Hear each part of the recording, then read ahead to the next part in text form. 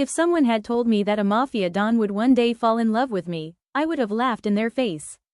I wasn't anyone special. I wasn't rich. I wasn't famous. I wasn't powerful. I was just Anna, a girl who sold flowers.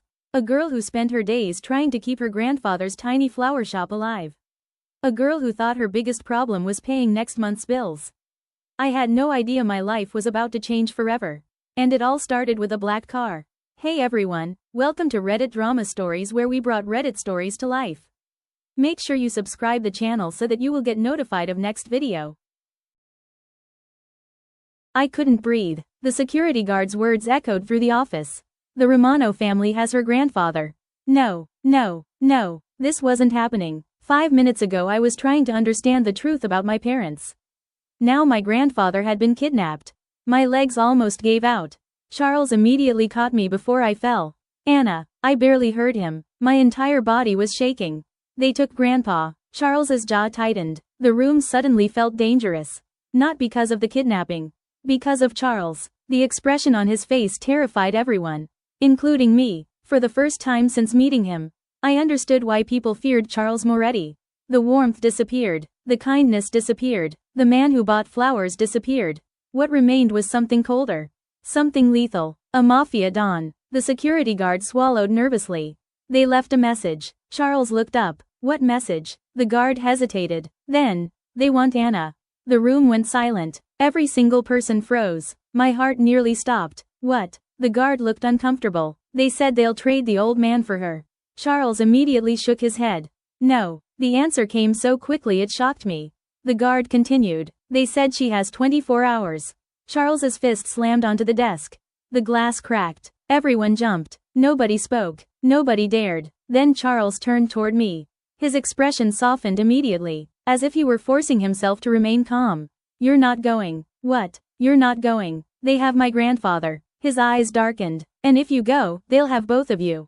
The terrible truth hung in the air. Deep down, I knew he was right. The Romano family didn't want a hostage. They wanted me. 3 hours later I sat inside Charles's penthouse. Unable to think. Unable to stop imagining my grandfather alone. Afraid. Possibly hurt. Every minute felt like torture. Charles hadn't left my side once. Not even for a second. His men moved constantly through the penthouse. Phones ringing. Meetings. Weapons. Plans. The atmosphere felt like a military operation. Which, I suppose, it was. At midnight Charles finally returned from another meeting. He looked exhausted. Yet the moment he saw me, his expression softened. Have they called? I shook my head. No. He sat beside me, close enough for me to feel his presence. Far enough not to make me uncomfortable. The balance felt deliberate, as if he constantly worried about crossing boundaries. I looked at him, really looked at him, the man everyone feared, the man willing to start a war because of me. And suddenly I asked the question that had been haunting me. Why? Charles frowned. Why what? Why are you doing this? Silence. Then, because I care about you. The answer came so naturally, so honestly, that my chest hurt. I looked away, because hearing those words frightened me more than anything. The next morning everything became worse. A package arrived. No return address. No note. Just a small box. Charles immediately ordered everyone away from it, thinking it might be dangerous. One of his specialists carefully opened it. Inside was a watch. Grandpa's watch. The one he'd worn every day for 20 years. My stomach dropped. Underneath the watch was a photograph. Grandpa. Alive. Tied to a chair. I started crying. Immediately. Charles took the picture before I could study it further. A number painted on a wall. Then he noticed something. What? He immediately grabbed his phone. Then began issuing orders. Rapidly. Urgently. The room exploded into activity. What happened? Charles looked at me. We found them. My heart nearly stopped. An hour later we stood inside a warehouse district near the harbor. I wasn't supposed to be there. Charles had refused repeatedly, but I refused to stay behind. Eventually he gave up. The warehouse looked abandoned, silent, empty, yet dozens of Charles's men surrounded it. Weapons ready, waiting. The tension felt unbearable. Then Charles's phone rang. He answered immediately. His expression darkened. The caller laughed. Even through the speaker I could hear it. Cold, cruel, dangerous. Looking for someone? The voice belonged to the Romano family.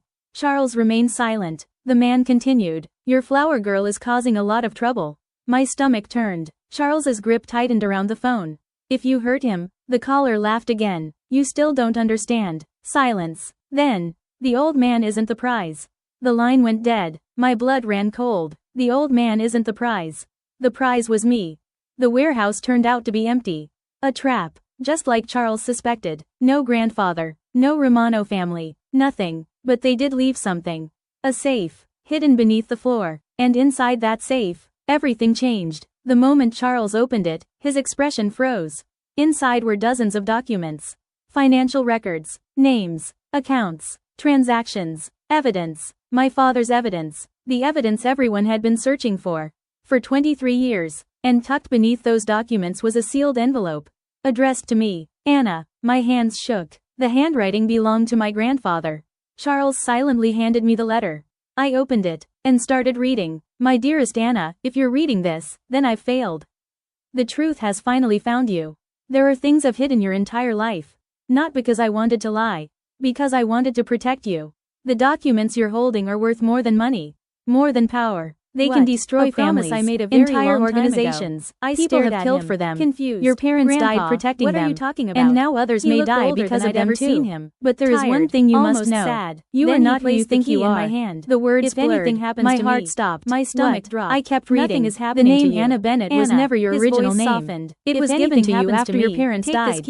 Your real surname is Romano. No. The letter slipped from my hands. Fear started growing inside me. The world froze. No, because suddenly this wasn't possible. Felt wrong. Charles looked stunned. Very wrong. Actually there's stunned. A safe deposit box. My voice cracked. My pulse accelerated. I'm a Romano? What the room spun. Box? The Romano family. Bank. The people who murdered my parents. What is in it? The people who kidnapped Grandpa. Silent. The people hunting me. The truth. I belonged to them. The realization made me sick. What truth? Then I noticed there was more. More writing. About your parents. I picked up the letter again. Everything stopped. And read the final paragraph. My thoughts. The biggest secret of all. For 23 years nobody Grandpa had never revealed. The current Romano Don, the man leading the organization, the man responsible for everything happening now, was my biological uncle. The room became completely silent. Nobody moved. His expression darkened. Because suddenly everything made sense. The front bell rang. The kidnapping, both of us the documents, nobody the obsession, there. The hunt, the shop was they closed. Weren't looking for a witness. Immediately they weren't looking for evidence. A man they were looking outside. For family. Expensive and somewhere suit, across the city. Sunglasses. My uncle already knew the truth. Darkness. I couldn't stop staring at the letter. Trouble. My hands trembled. My breathing became uneven.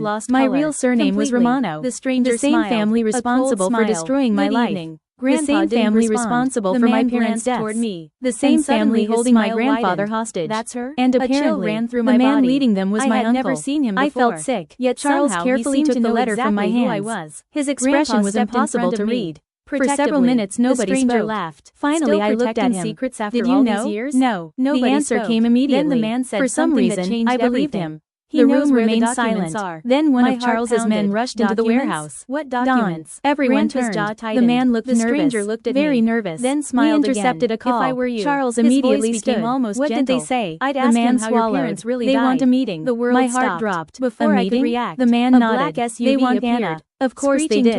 Everything always came back to me. The stranger's expression instantly changed. When? Fear. Tonight. The warehouse became completely silent. And Charles because everyone knew exactly what that meant. A trap. I looked 5 hours later I sat inside Charles's penthouse. Charles's eyes were watching rain slide down the windows. Deadly. The city lights blurred beneath the storm.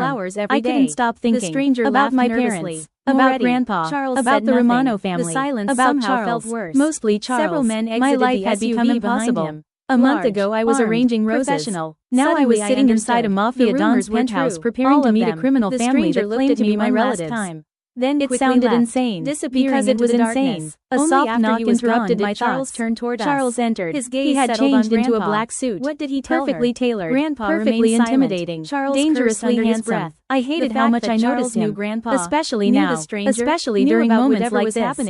His dark hair was slightly damp from the rain. His sleeves rolled back. His posture relaxed. Yet somehow he still radiated power. Charles looked directly at me, the kind of power people instinctively obeyed. He sat beside me. Closer than usual. His voice was Are you calm. Afraid? Too calm. I considered lying. You were in danger. Then shook my head. I stared at terrified. Him. What? Something almost like sadness crossed his face. His jaw tightened. Then he surprised me. Killed for them he took my hand. The room gently, spun. Not killed? Possessively. What are you talking not forcefully. About? Just gently. Took a step closer. A simple gesture. Your parents Yet didn't somehow die in it calmed me.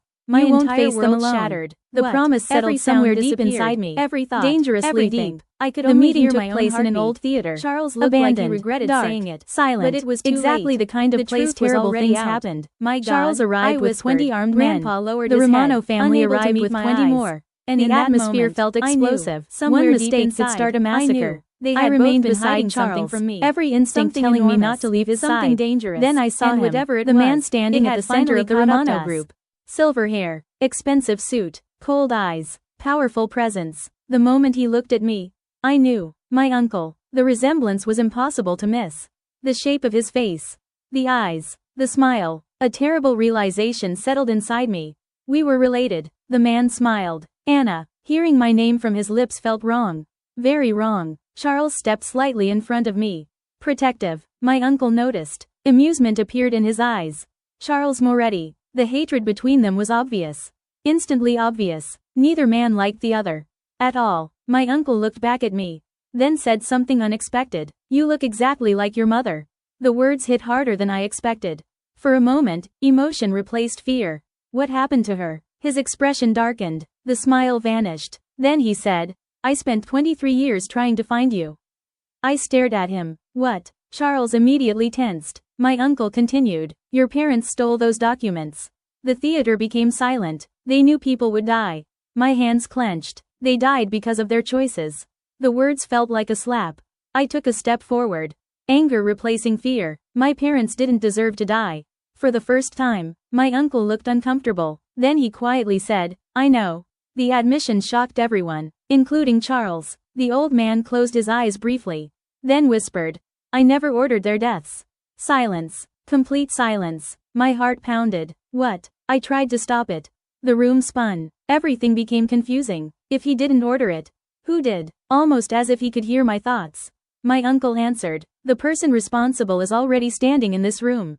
Every weapon immediately raised. Charles's men, Romano men, everyone. The atmosphere exploded. My pulse accelerated. Who was he talking about?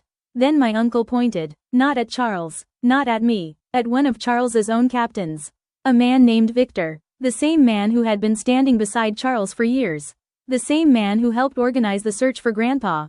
The same man everyone trusted.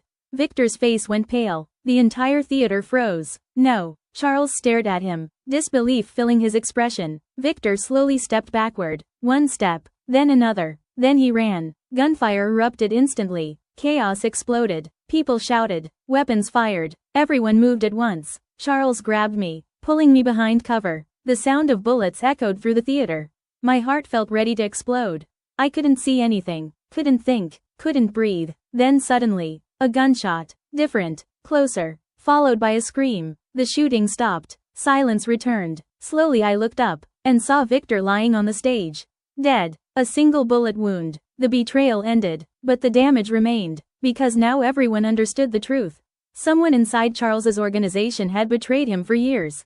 Someone responsible for my parents' deaths.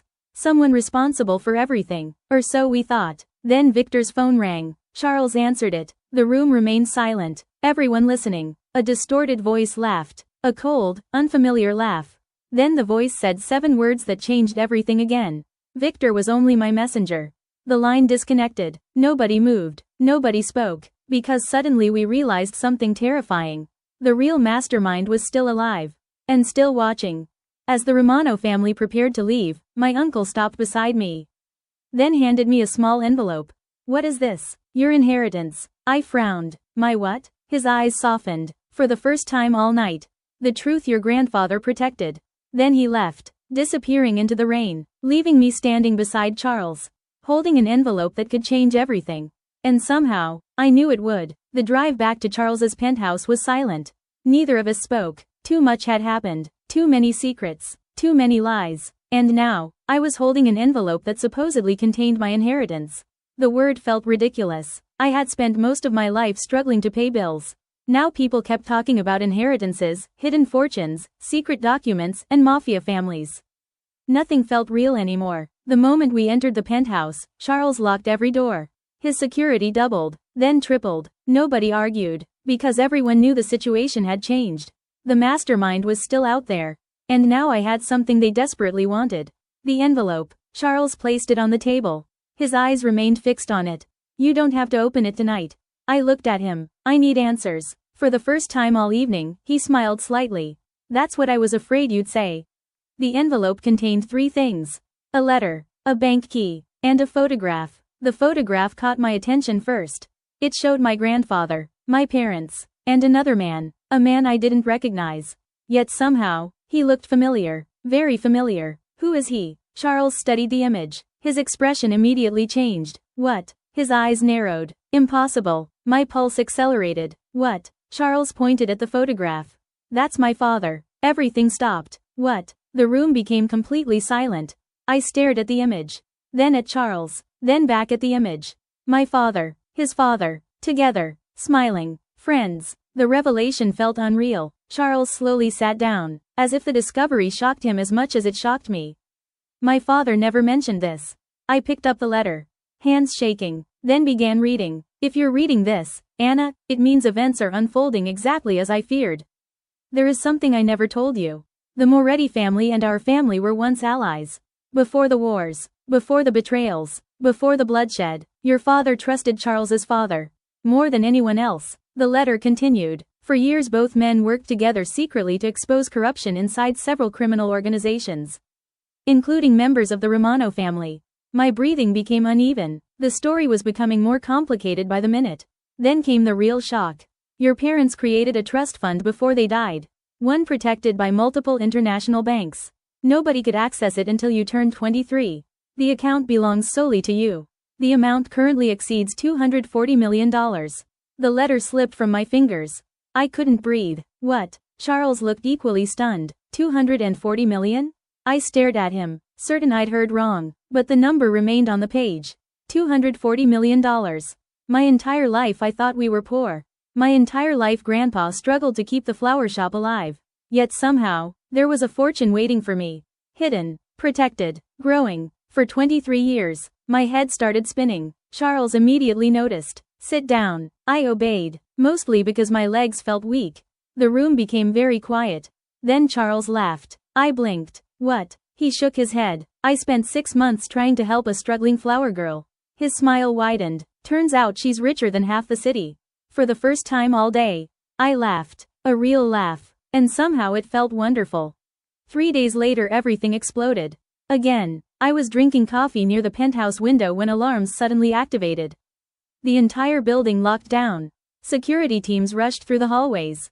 Weapons appeared. Phones rang. Chaos erupted. My heart immediately dropped. Not again. Charles entered seconds later. His expression looked deadly. What happened? We found your grandfather. Hope surged through me, then immediately vanished. Because Charles didn't look happy. At all. Where is he? Silence. The hesitation told me everything. My stomach twisted. Charles. His eyes met mine. And I already knew. Deep down, I already knew. We found him too late. The coffee cup slipped from my hands, shattering against the floor. No. The word barely escaped my lips. No, no, no, not Grandpa, not him, not the man who raised me. The man who gave up everything for me. The man who was my entire family. Charles moved toward me, but I stepped back, unable to think, unable to breathe, unable to accept reality. Then the tears came, and they wouldn't stop. The funeral happened 3 days later. Rain poured from the sky, almost as if the world itself was mourning. Hundreds of people attended, people I didn't recognize, former customers, neighbors, old friends, people whose lives Grandpa had quietly helped. The realization broke my heart all over again. He had touched so many lives. And now he was gone. Completely gone. I stood beside the grave long after everyone left. Except Charles. Of course. He remained beside me, silent, patient, present. Eventually I spoke. He was all I had. The words shattered inside my chest. Charles didn't respond immediately. Then quietly, not anymore. I looked up. Our eyes met. The rain continued falling around us. For several seconds neither of us spoke. Then something happened. Something unexpected. I stepped closer. Not because I was thinking. Because I wasn't. I was grieving. Broken. Alone. And somehow, Charles had become the one person I trusted. Without hesitation, he wrapped his arms around me, holding me tightly, protectively, as though he could shield me from pain itself. For the first time since Grandpa died, I felt safe, and that realization terrified me. Because I was starting to care about Charles Moretti far more than I should. Far more than was safe. Far more than my heart could afford. That night, after returning from the cemetery, I couldn't sleep. The penthouse felt empty. The city lights felt distant. Everything hurt. Eventually I stepped onto the balcony. The cool air helped. A little. Then I heard footsteps behind me. Charles. Of course. He leaned against the railing beside me. Neither of us spoke. For several minutes. Then, your grandfather loved you. Tears immediately returned. I laughed bitterly. How do you know? Charles looked toward the skyline. He talked about you constantly. I froze. What? A small smile appeared. Every time I visited the flower shop. My heart skipped. He talked about me? Charles nodded. For hours. I couldn't stop smiling. Even through the tears. Then Charles looked at me. Really looked at me. The intensity of his gaze made my pulse quicken. And suddenly the distance between us felt very small. Dangerously small. Neither of us moved. Neither of us spoke. Then, a gunshot shattered the silence. The balcony glass exploded. Charles immediately tackled me to the ground. The world erupted into chaos. Another shot. Another. Another. The penthouse alarms activated. Security rushed everywhere. Charles covered my body with his own. Shielding me. Protecting me. Not thinking about himself. Only me. And as bullets shattered the windows around us, one terrifying realization settled inside my heart. I wasn't just falling for Charles Moretti. I was already in love with him. The sound of gunfire echoed through the penthouse. Glass shattered. Alarms screamed. My heart felt like it would explode.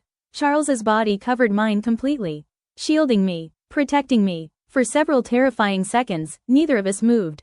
Then silence. The shooting stopped. Security teams rushed onto the balcony. Weapons drawn. Searching rooftops. Searching nearby buildings. Searching for the sniper. Charles slowly looked down at me. Are you hurt? I shook my head. His shoulders relaxed slightly. Only slightly. Then I noticed something. Blood. My heart stopped. Charles. His expression remained calm. Too calm. You're bleeding. The bullet had grazed his shoulder. Not life-threatening, but enough to draw blood. Enough to make me panic. I'm fine. No, you're not. For the first time since meeting him, I raised my voice. Charles actually looked surprised, then amused, which only annoyed me more. Someone just tried to kill us. They tried to kill you. The correction came immediately, and somehow it made everything worse. Because he was right. The sniper wasn't aiming for Charles. The sniper wanted me. 2 hours later, the penthouse resembled a military base. Security teams everywhere, phones ringing, weapons being distributed, everyone moving quickly, everyone nervous, everyone except Charles. The more dangerous things became, the calmer he seemed. I found him inside his office, reviewing reports, looking through surveillance photographs, trying to identify the shooter. His injured shoulder had already been treated, but I could tell it still hurt. You should rest. Without looking up, he smiled. You sound like your grandfather. The comment hit harder than expected. For a moment I couldn't speak. Charles immediately regretted saying it. I'm sorry. I shook my head. No. My voice softened. It's okay. Silence filled the room. Comfortable silence. The kind that only exists between people who trust each other. Then Charles spoke. The sniper wasn't Romano. What? He handed me a photograph. A man. Mid-40s. Dark hair. Scar across his face. Cold eyes. Dangerous eyes. Who is he? Charles's expression darkened. Gabriel Voss. The name meant nothing to me, but clearly meant something to him. Should I know who that is? Charles leaned back, then said words that changed everything. He's the man who ordered your parents' deaths.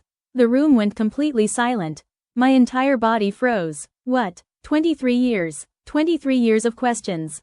23 years of wondering. And suddenly, I had a name. Gabriel Voss. The man responsible. The monster who destroyed my family. My hands started shaking. Why? Charles looked away. For the first time since meeting him. He looked angry. Not controlled anger. Real anger. Because Gabriel wasn't working alone. My pulse accelerated. What do you mean? Charles took a deep breath. Then revealed another secret. One even he had only recently discovered. Gabriel Voss was my father's best friend. The words hit like a bomb. What? Charles nodded. He worked alongside my father. I stared at him, unable to process what I was hearing. Your father's friend killed my parents? Charles's jaw tightened. No. Then he corrected himself. He betrayed everyone. The next morning another surprise arrived. This time from my uncle. A message. One sentence. Meet me alone. I immediately showed Charles. His response was predictable. No. I crossed my arms. Charles. No. Charles. No. Despite everything happening around us, I almost laughed. Because for the first time, Charles sounded less like a Mafia Don and more like an overprotective husband. The realization made my face warm. Unfortunately, Charles noticed. His smile immediately appeared. What's funny? Nothing. The smile widened. I hated how much I liked that smile. Eventually we reached a compromise. I would meet my uncle. But Charles would remain nearby. Very nearby. The meeting took place inside an old cathedral. The location surprised me. For some reason I expected something darker.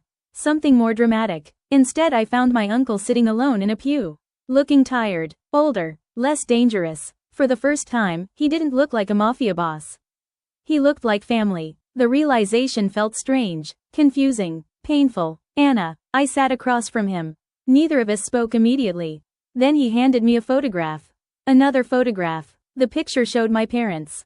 Charles's father, my grandfather, and Gabriel Voss, all standing together, all smiling, all friends. My stomach turned. No. My uncle nodded. They trusted him. The betrayal suddenly felt far worse.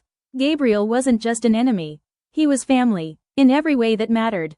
Then my uncle revealed the final piece. The piece that changed everything. Gabriel never wanted the documents.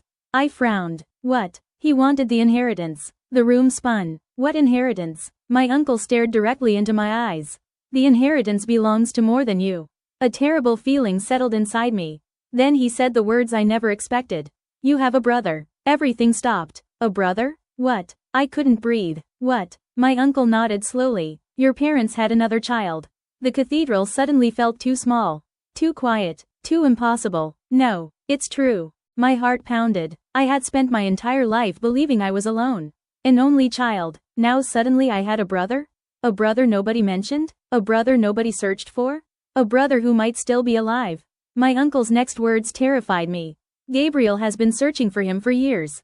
The realization hit instantly. The inheritance. The documents. The murders. The war. It wasn't only about me. There was another heir. Another target. Another victim. And somewhere out there, my brother was completely unaware.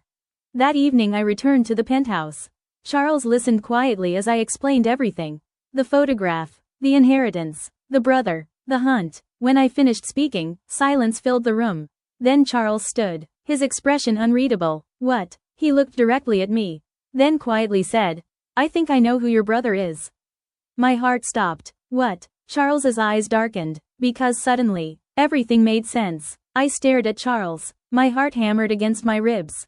Every instinct told me I wasn't going to like what came next. I think I know who your brother is. The words echoed through the penthouse. For several seconds I couldn't speak. Then finally, what do you mean? Charles looked troubled. Actually troubled. Which scared me more than any answer.